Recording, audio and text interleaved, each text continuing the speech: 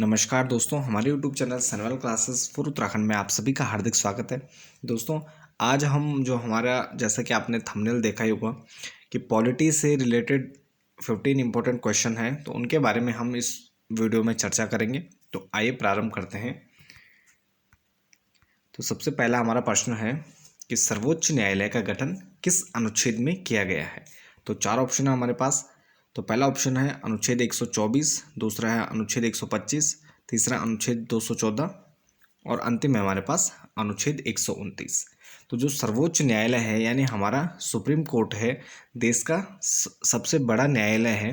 तो इसका जो गठन किया जाता है तो इसका गठन होता है अनुच्छेद 124 के अंतर्गत। तो इसका जो पहला ऑप्शन है का, तो ये सही हो जाएगा। अनुच्छेद 124 में देश के जो सर्वोच्च न्यायालय है तो इसका प्रावधान किया गया है।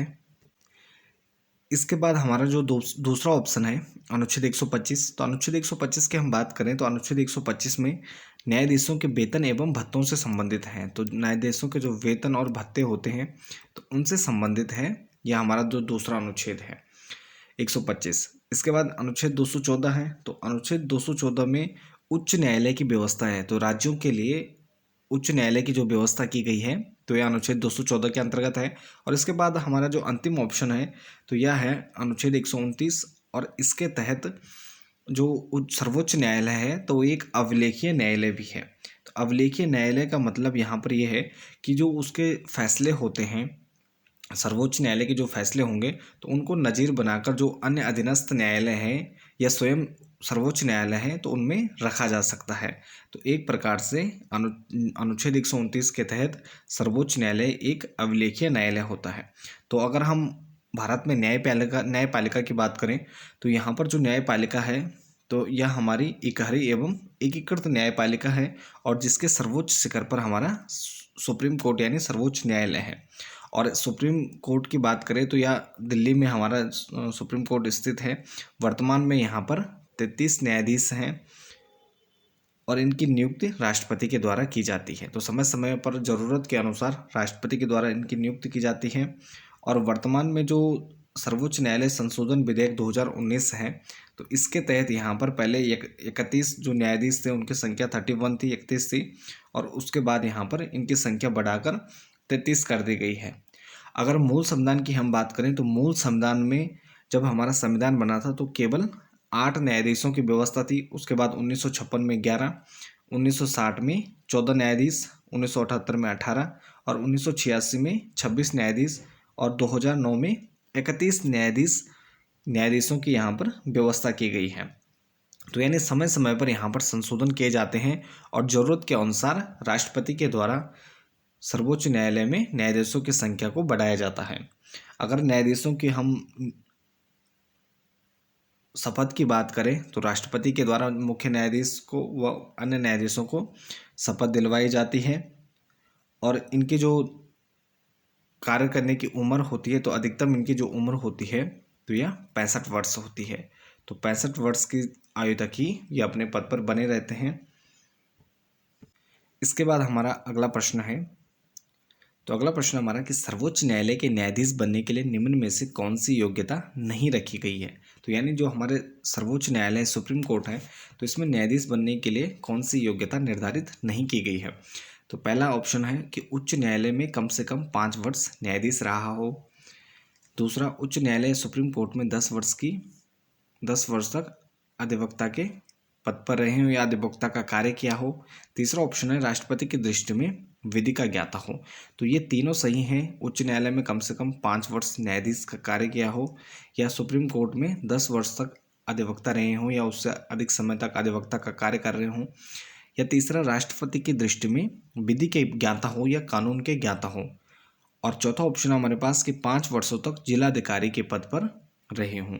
तो यानी ये गलत हो जाएगा, जो बाकी तीनों सही हैं। तो इसमें पूछा गया है कि कौन सी योग्यता नहीं रखी गई है। तो इसका घास सही हो जाएगा, यानी डी ऑप्शन सही हो जाएगा कि 5 वर्षों तक जिलाधिकारी के पद पर रहा हो। तो यानी ये ऑप्शन गलत है, तो ये सही हो जाएगा, योग्यता नहीं रखी गई। इसके बाद हमारा अगला प्रश्न है कि भारत में सर्वाधिक समय तक मुख्य न्यायाधीश के पद पर बने रहने वाले न्यायाधीश कौन से थे? तो भारत में सर्वाधिक समय तक मुख्य न्यायाधीश के पद पर बने रहने वाले न्यायाधीश कौन से थे? तो पहला ऑप्शन है कमल नारायण सिंह, दूसरा ऑप्शन है यशवंत विष्णु चंद्रचूड़, तीसरा है पीएन भगवती और अंतिम है हमारा कोई नहीं। तो ये 4 ऑप्शन है हमारे पास। तो इसका सही आंसर हो जाएगा बी, यशवंत विष्णु चंद्रचूड़। तो यशवंत विष्णु चंद्रचूड़ ये सर्वाधिक समय तक अपने पद पर बने रहते हैं। 22 फरवरी 1978 से 11 जुलाई 1985 तक ये अपने पद पर बने रहते हैं और लगभग ये 2696 दिन तक ये अपने पद पर बने रहते हैं। तो ये सर्वाधिक अपने पद पर बने रहने वाले भारत के न्यायाधीश हैं। और सबसे कम की बात करें तो यहाँ पर जो हमारे पहले न्यायाधीश ये हैं कमल नारायण सिंह हैं, पहला ऑप्शन है। तो ये सबसे कम समय तक अपने पद पर बने रहते हैं, यानी कुल 17 दिन अपने पद पर ये रहते हैं। 1991 में 25 नवंबर 1991 से 12 दिसंबर 1991 तक भी अपने पद पर बने रहते हैं। और तीसरा ऑप्शन जो हमारा पीएन भगवती है, तो इनके कार्यकाल में पीआईएल के विकास के समय ये क्या थे, यहाँ पर जो याचिका प्रारंभ करने का जो न्यायाधीश के समय यहाँ पर प्रारंभ होता है सर्वोच्च न्यायालय में याचिका प्रारंभ करने का, तो ये पीएन भगवती को इसका श्रेय जाता है। इनके कार्यकाल में ही यहाँ पर सबसे पहले पीआईएल का प्रारंभ होता है। तो इसके बाद नेक्स्ट क्वेश्चन हमारा, तो अगला प्रश्न हमारा कि देश का सबसे बड़ा अपीलीय न्यायालय कौन सा है? तो देश का सबसे बड़ा अपीलीय न्यायालय कौन सा है? पहला ऑप्शन उच्च न्यायालय, दूसरा जिला न्यायालय, तीसरा संसद और चौथा है सर्वोच्च न्यायालय। तो देश का सबसे बड़ा अपीलीय न्यायालय हमारा हो जाएगा ऑप्शन डी यानी घ सर्वोच्च न्यायालय। तो देश का सबसे बड़ा जो अपीलीय न्यायालय होता है तो ये हमारा सर्वोच्च न्यायालय होता है। और सुप्रीम कोर्ट को सभी न्यायालयों के विरुद्ध अपील सुनने का अधिकार होता है, यानी चाहे वो उच्च न्यायालय हो या अधीनस्थ न्यायालय हो या अन्य न्यायालय हो, तो सभी न्यायालयों का अपील सुनने का अधिकार जो ये सुप्रीम कोर्ट के पास होता है।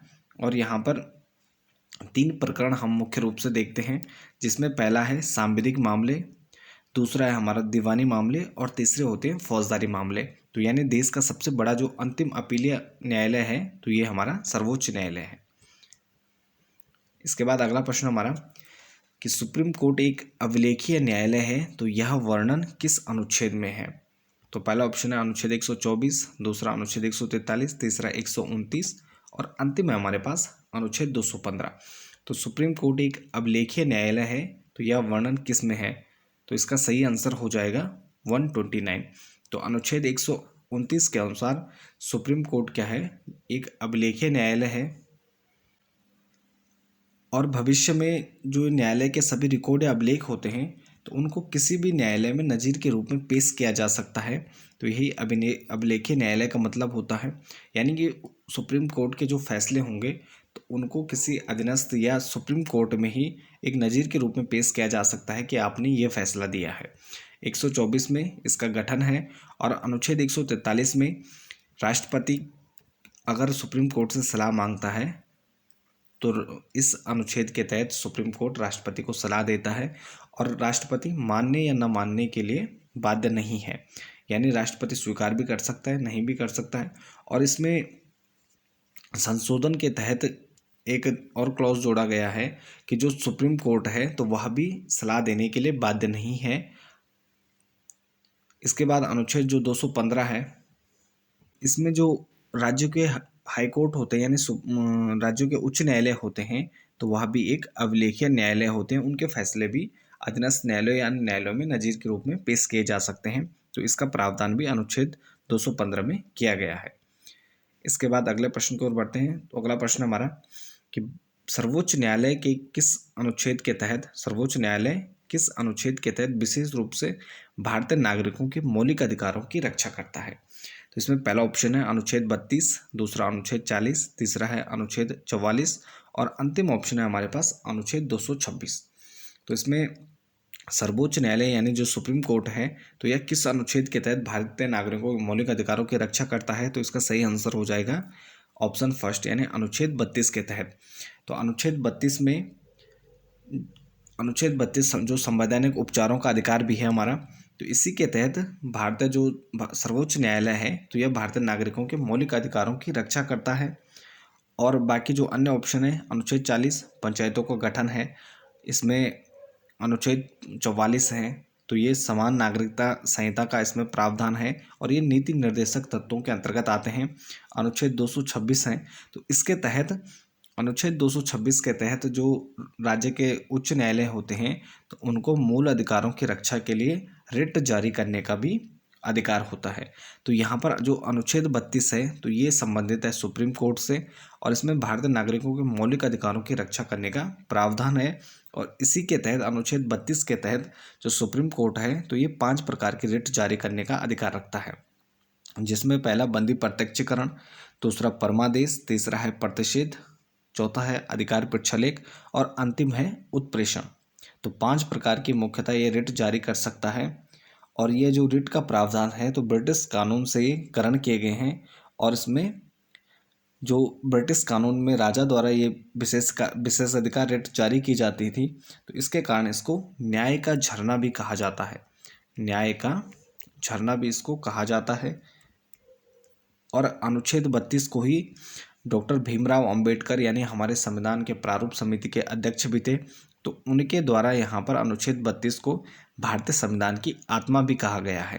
तो ये काफ़ी महत्वपूर्ण हमारा अनुच्छेद है और कई बार यह जो एग्ज़ाम है तो उसमें पूछा जाता है क्या किस अनुच्छेद को भारतीय संविधान की आत्मा डॉक्टर भीमराव अंबेडकर द्वारा कहा गया है। तो अनुच्छेद 32 को ही भारतीय संविधान की आत्मा उन्होंने कहा है और इसी के तहत सुप्रीम कोर्ट यहाँ पर जो भारतीय नागरिकों के मौलिक अधिकार हैं तो उनकी रक्षा करता है और 5 प्रकार की रिट जारी करता है।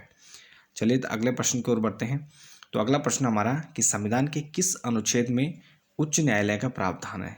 तो यानी संविधान के किस अनुच्छेद में राज्यों के लिए उच्च न्यायालयों का प्रावधान किया गया है। तो पहला ऑप्शन है अनुच्छेद 214, दूसरा है अनुच्छेद 231, तीसरा है अनुच्छेद 217 और अंतिम है हमारा अनुच्छेद 215।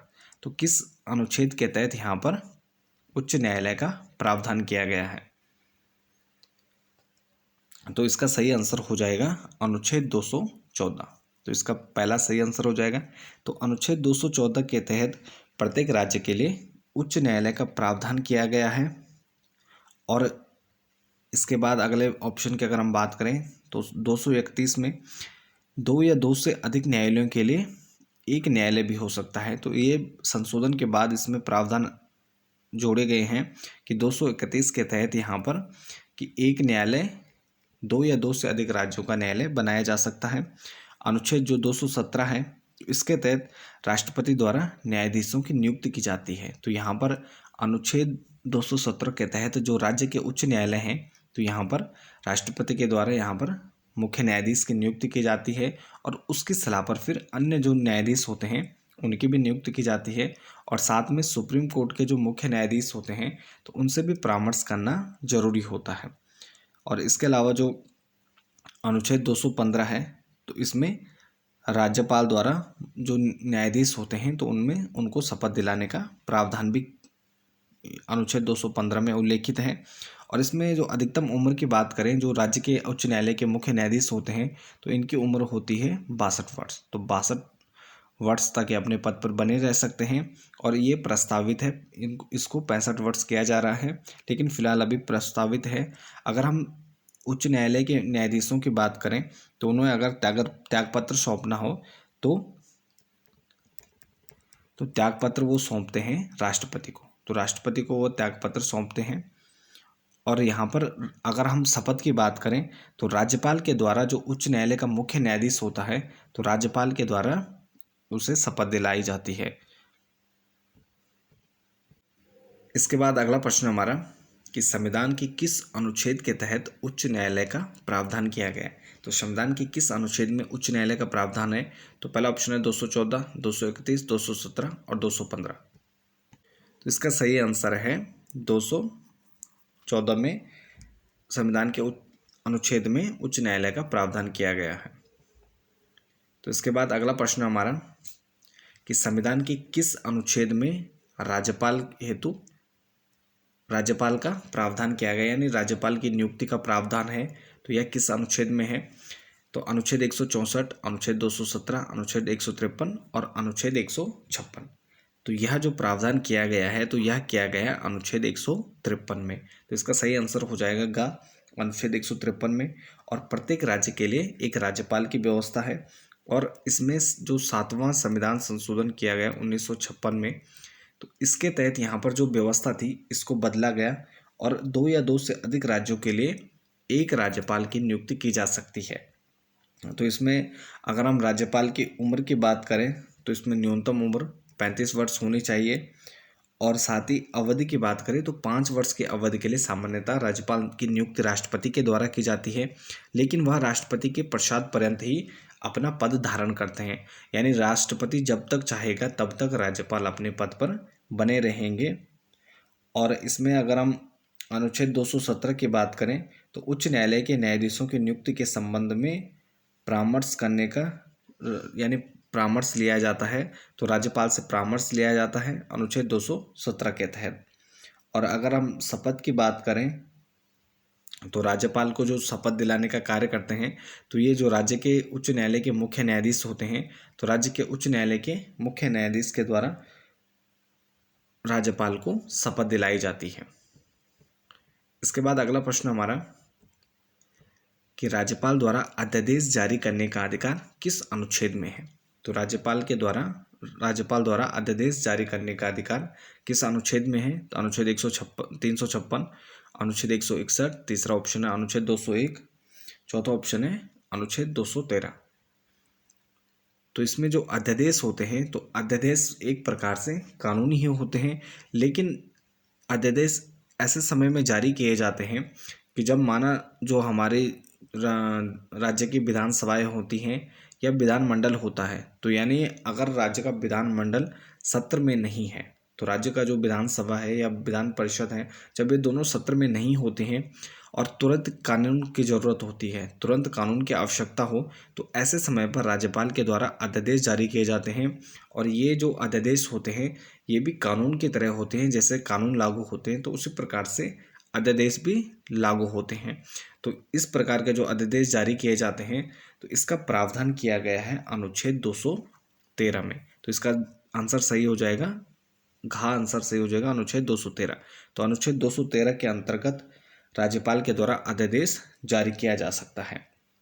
इसके अलावा अनुच्छेद 356 की अगर हम बात करें तो राष्ट्रपति को राष्ट्रपति शासन का प्रतिवेदन व राज्यों में लागू करने का इसमें प्रावधान है। तो इसमें जो आपात संबंधी उपबंध है तो इसमें राष्ट्रपति शासन लगाने का राज्यों में अगर संवैधानिक तंत्र विफल हो जाता है और राज्यपाल यह सलाह देता है राष्ट्रपति को कि संवैधानिक तंत्र राज्य में पूरी तरह से विफल हो गया है और इसे चलाना अब सामान्यतः मुश्किल है, तो इसके बाद राष्ट्रपति के द्वारा अनुच्छेद 356 के तहत राज्यों में राष्ट्रपति शासन का प्रावधान किया जाता है। इसके बाद अनुच्छेद 161 की अगर हम बात करें तो यह न्यायिक अधिकार है और इसमें राज्यपाल को दंड को क्षमा, परिलंबन, विराम या परिहार करने का, यानी अगर न्यायालय ने किसी को सजा दे रखी है तो उस दंड को क्षमा करने का, परिलंबन करने का, विराम करने का और परिहार करने का उसमें प्रावधान किया गया है। तो ये राज्यपाल के पास कुछ अधिकार होते हैं अनुच्छेद 161 के तहत। इसके अलावा 201 की बात करें तो धन विधेयक के अतिरिक्त जो अन्य विधेयक होते हैं तो इनको राज्यपाल के द्वारा वापस मंत्रिमंडल को या जो विधानसभा होती है तो उसको वापस ये भेज सकते हैं अनुच्छेद 201 के तहत। केवल जो धन विधेयक होते हैं तो उनको वापस करने का अधिकार राज्यपाल के पास नहीं होता है। इसके बाद अगला प्रश्न हमारा कि संविधान के किस अनुच्छेद में विधान परिषद की स्थापना व समाप्ति का प्रावधान किया गया है। तो संविधान का वह कौन सा अनुच्छेद है जिसमें विधान परिषद की स्थापना व समाप्ति का प्रावधान है।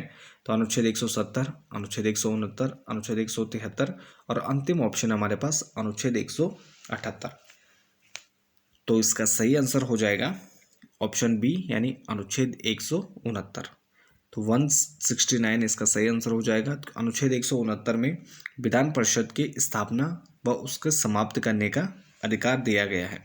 तो विधानसभा के द्वारा अगर उसके कुल सदस्यों का जो पूर्ण बहुमत होता है, तो यानी अगर जो भी उसके सदस्य हैं तो उनका पूर्ण बहुमत और साथ में जो उस समय उपस्थित हैं तो उपस्थित सदस्यों के द्वारा मतदान करने वाले जो सदस्य हैं, तो उनके 2/3 सदस्यों के बहुमत से इसे पारित होना चाहिए प्रस्ताव को।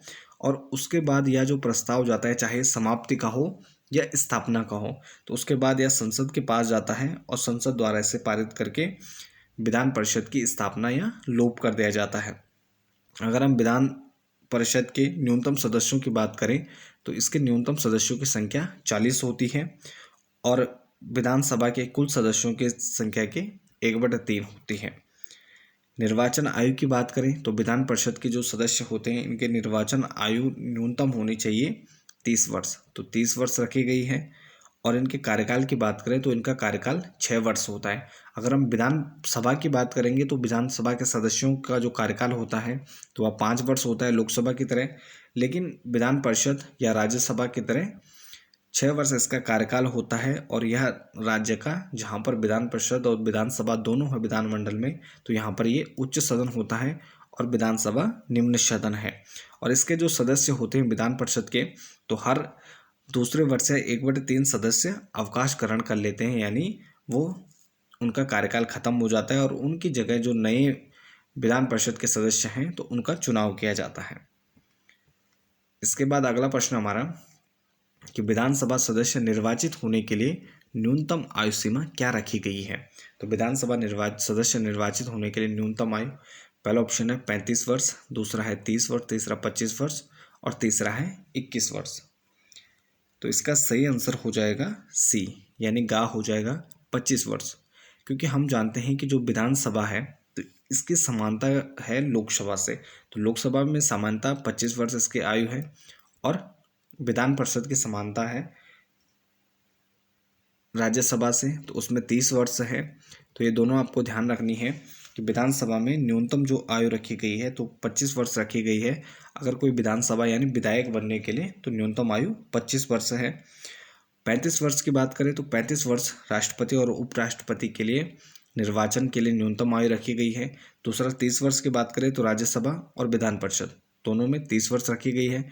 25 वर्ष लोकसभा और विधानसभा के लिए न्यूनतम आयु रखी गई है। और 21 वर्ष जो हमारी न्यूनतम आयु है तो ये ग्राम पंचायतों में चुनाव लड़ने के लिए सामान्यतः जो न्यूनतम आयु रखी गई है तो यह 21 वर्ष रखी गई है। इसके बाद हमारा अगला प्रश्न है कि 91वें संविधान संशोधन 2003 के तहत मुख्यमंत्री सहित मंत्रिपरिषद का आकार विधानसभा की कुल सदस्य संख्या के कितने प्रतिशत से अधिक नहीं होना चाहिए। यानी जो 91वें संविधान संशोधन 2003 हुआ था तो उसके तहत जो मंत्रिपरिषद है राज्यों में, तो उसका आकार विधानसभा की कुल सदस्य संख्या के कितने प्रतिशत से अधिक नहीं होना चाहिए। तो पहला ऑप्शन हमारे पास 20%, दूसरा है 12%, तीसरा है 15% और अंतिम है हमारे पास 25%। तो इसके सही आंसर की बात करें तो इसका सही आंसर हो जाएगा गा 15%। तो राज्यों में 91वें संविधान संशोधन 2003 के तहत प्रावधान किया कि जो मंत्रिपरिषद का आकार होगा तो वह विधानसभा की कुल सदस्य संख्या के 15% से अधिक नहीं होगा। तो 15% से अधिक नहीं होना चाहिए और इसमें न्यूनतम संख्या रखी गई है 12 से कम भी नहीं होना चाहिए। तो यानी जो कुल सदस्य संख्याएं हैं, जितने भी किसी भी राज्य के विधानसभा के सदस्य हैं, तो उसके जो 15% होगा तो उनके बराबर होना चाहिए, या फिर जो न्यूनतम संख्या रखी गई है तो वो 12 रखी गई कि 12 से कम नहीं होने चाहिए। इसके बाद हमारा अगला प्रश्न है कि सरकारिया आयोग संबंधित है। तो सरकारिया आयोग किससे संबंधित है। पहला ऑप्शन है भूमिगत जल सुधार से, दूसरा है न्याय व्यवस्था से, तीसरा केंद्र राज्य संबंध और चौथा है हमारे पास राज्य स्वायत्तता से। तो सरकारिया आयोग की बात करें तो यह संबंधित था केंद्र राज्य संबंध से, यानी ऑप्शन सी केंद्र राज्य संबंध से यह संबंधित था। और इसके गठन की बात करें तो 1983 में इसका गठन होता है और यहाँ पर रिटायर्ड जज रहते हैं RS सरकारिया। तो इनके नेतृत्व में या इनकी अध्यक्षता में यह आयोग गठित किया जाता है और इसका जो मुख्य उद्देश्य रहता है तो केंद्र राज्य संबंधों के संबंध में अपनी रिपोर्ट देना होता है। तो यहाँ पर किस प्रकार से परिवर्तन किए जा सकते हैं और किस प्रकार से यहाँ पर जो केंद्र राज्य संबंध है तो इस किस प्रकार से यहाँ पर नीतियाँ बनानी चाहिए। तो सरकार को आयोग के द्वारा रिपोर्ट दी जाती है और यह 3 सदस्यीय आयोग रहता है। 1983 में इसकी स्थापना होती है और वी शिवरामन, M.R. सेन इसके 2 अन्य सदस्य रहते हैं। तो वी शिवरामन और M.R. सेन इसके 2 सदस्य रहते हैं और इसको मूलतः 1 वर्ष के लिए बनाया गया था कि 1 वर्ष में इसने अपनी रिपोर्ट देनी है। 1984 में इसने रिपोर्ट देने थे, लेकिन इसका लगातार 4 बार कार्यकाल बढ़ाया जाता है और अंतिम रूप से अक्टूबर 1987 में, तो अक्टूबर 1987 में यह अपनी रिपोर्ट सौंपता है और जनवरी 1988 में, तो जनवरी 1988 में राज्य सरकार के द्वारा जो रिपोर्ट रहती है तो उसको सार्वजनिक किया जाता है। और इसके अलावा जो इसकी रिपोर्ट रहती है तो 247 प्रस्ताव या जो सरकारी आयोग है तो इसके द्वारा दिए जाते हैं और 247 महत्वपूर्ण जो प्रस्ताव हैं तो जनवरी 1988 को सरकार के द्वारा इसे सार्वजनिक कर दिया जाता है। इसके बाद अगला प्रश्न हमारा कि नीति आयोग कब अस्तित्व में आया। पहला ऑप्शन 1 जनवरी 2013, दूसरा 1 जनवरी 2014, तीसरा है 1 जनवरी 2015 और अंतिम है हमारे पास 1 जनवरी 2016। तो इसके सही आंसर की हम बात करें तो इसका सही आंसर हो जाएगा गा, यानी 1 जनवरी 2015 में। तो जब 15 अगस्त 2014 को यहाँ पर जो वर्तमान में हमारे तत्कालीन प्रधानमंत्री हैं वर्तमान में, तो लाल किले की प्राचीर से या PM मोदी के द्वारा जो योजना आयोग रहता है तो योजना आयोग को समाप्त करने की घोषणा की जाती है और उसकी जगह एक किसी नई संस्था का गठन करने की घोषणा की जाती है 15 अगस्त 2014 को। उसके बाद यहाँ पर 1 जनवरी 2015 को नीति आयोग का गठन किया जाता है। तो 1 जनवरी 2015 को नीति आयोग का गठन होता है और यहाँ पर जो नीति आयोग बनता है तो इसके अध्यक्ष भी योजना आयोग की तरह PM होते हैं और यह आयोग जो बनाया गया है नीति आयोग तो यह थिंक टैंक के रूप में काम करेगा और इसका जो मुख्य कार्य होगा तो यह जो सरकार होगी तो उसको सलाह देना और नीतियों का निर्माण करने संबंधी जो प्रमुख कार्य हैं तो यह नीति आयोग का मुख्य कार्य है। और अगर हम योजना आयोग की बात करें तो 15 मार्च 1950 को, तो 15 मार्च 1950 को सर्वप्रथम योजना आयोग मंत्रिपरिषद के द्वारा यहाँ पर जो सामान्यतः जो प्रस्ताव पारित होता है तो उसके तहत उसे स्थापित किया जाता है। कोई यह संवैधानिक क्या है, इसका कोई प्रावधान नहीं रहता है, तो इस कारण इसको प्रत्यक्ष रूप से डायरेक्ट हटाया जाता है। और प्रथम योजना आयोग के अध्यक्ष की हम बात करें तो गुलजारी लाल नंदा इसके प्रथम अध्यक्ष रहते हैं। तो योजना आयोग के प्रथम अध्यक्ष रहते हैं गुलजारी लाल नंदा। और वर्तमान में जो हमारा यह नीति आयोग है तो इसके अगर हम CEO की बात करें तो इसके मुख्य कार्यकारी अधिकारी है CEO तो परमेश्वर अय्यर। तो परमेश्वर अय्यर इसके CEO हैं वर्तमान में। और अगर हम उपाध्यक्ष की बात करें तो इसके उपाध्यक्ष हैं अभी सुमन बेरी। तो इसके उपाध्यक्ष हैं सुमन बेरी और इसके जो अध्यक्ष हैं तो वह स्वयं प्रधानमंत्री नरेंद्र मोदी होते हैं। तो यहाँ पर PM स्वयं अध्यक्ष होते हैं तो प्रधानमंत्री नरेंद्र मोदी इसके अध्यक्ष हो जाएंगे। उपाध्यक्ष हो जाएंगे सुमन बेरी और आयोग के CEO हो जाएंगे परमेश्वर अय्यर। इसके बाद हमारा आज का अंतिम प्रश्न है कि संविधान के किस अनुच्छेद में वित्त आयोग का प्रावधान है। तो ये केंद्रीय वित्त आयोग है। तो संविधान के किस अनुच्छेद में केंद्रीय वित्त आयोग का प्रावधान है। तो अनुच्छेद 324, दूसरा ऑप्शन है अनुच्छेद 280, तीसरा है अनुच्छेद 270 और अंतिम है हमारे पास अनुच्छेद 249। तो संविधान के किस अनुच्छेद में वित्त आयोग का प्रावधान है। तो इसका सही आंसर हो जाएगा ऑप्शन बी। तो अनुच्छेद 280 में वित्त आयोग का प्रावधान किया गया है, यानी जो केंद्रीय वित्त आयोग है तो इसका प्रावधान किया गया है। और पहले ऑप्शन की बात करें तो 324 में जो निर्वाचन आयोग है तो इसकी स्थापना का प्रावधान है। तो 324 में निर्वाचन आयोग का गठन का प्रावधान है। 270 में केंद्र व राज्यों के बीच करों के वितरण संबंधी प्रावधान किए गए हैं। केंद्र और राज्यों के बीच करों का वितरण किस प्रकार होगा तो अनुच्छेद 270 में प्रावधान है। अनुच्छेद 249 में राज्य सूच से संबंधित जो मामले होते हैं तो संसद को उन पर कानून बनाने की शक्ति दी गई है। तो यानी कुछ महत्वपूर्ण विषयों पर जो हमारे संसद हैं तो राज्य सूची से संबंधित जो विषय होते हैं तो उनको विशेष परिस्थितियों में कानून बनाने का जो अधिकार है तो वह संसद के पास दिया गया है। तो इस जो हमारा यह क्वेश्चन है कि वित्त आयोग का प्रावधान किस में है, तो 280 में प्रावधान है। और वित्त आयोग की अगर हम बात करें तो वित्त आयोग जो केंद्रीय वित्त आयोग है तो इसका जो गठन किया जाता है तो राष्ट्रपति के द्वारा गठन किया जाता है। और वर्तमान में इसके एक अध्यक्ष और 4 इसके सदस्य हैं जो राष्ट्रपति के द्वारा नियुक्त किए जाते हैं। और राष्ट्रपति द्वारा अनुच्छेद 281 के तहत आयोग की जो सिफारिशें होती हैं तो ये आयोग जो सिफारिशें करेगा उनको दोनों सदनों में यानी लोकसभा और राज्यसभा में अलग अलग रखवाना राष्ट्रपति का कार्य है। और 281 के तहत तो उसे दोनों सदनों में रखवाया जाता है। इसके बाद अगर हम पहले वित्त आयोग की बात करें तो 1951 में तो प्रथम बार जो हमारा वित्त आयोग बनता है तो 1951 में प्रथम वित्त आयोग का गठन होता है। और इसके जो अध्यक्ष रहते हैं तो केसी नियोगी। तो केसी नियोगी सर्वप्रथम वित्त आयोग के गठन आयोग के अध्यक्ष रहते हैं केसी नियोगी 1952 से 1957 तक ये रहते हैं। और वर्तमान में हमारा 15वां वित्त आयोग का गठन किया गया है जिसके अध्यक्ष हैं एन के सिंह। तो एन के सिंह वर्तमान में इसके अध्यक्ष हैं और यह 2021 से 26 तक यह 15वें वित्त आयोग के अध्यक्ष रहेंगे।